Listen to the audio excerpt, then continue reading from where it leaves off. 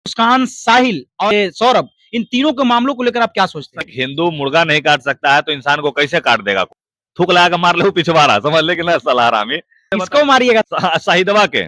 साहिल साहिल मत कहिए, साहिल एक हिंदू भाई का नाम है, शाहिद है ये। नानी गई हुई थी तो नानी ने कहा कि इसको बहलाया गया है। अगर यही नानी के नतनी के साथ वही करता घप लिट्टी सिंघारा तो समझ में नानी के भी तूल के भाई हमारे नाती तो इतना हरामी हो गए कि सबसे ज्यादा जो है अब लोग मीम्स बनाने लगे हैं। किसी पत्नी के द्वारा अगर बॉयफ्रेंड के साथ मिलकर पति की हत्या कर दिया जाता है तो सोशल मीडिया पर जो है मीम्स बना रहे हैं, मजाक उड़ा रहे हैं। जिसका बेटा गया होगा उसके परिवार पर क्या बीत रहा होगा। सही बात है, ये गलत है।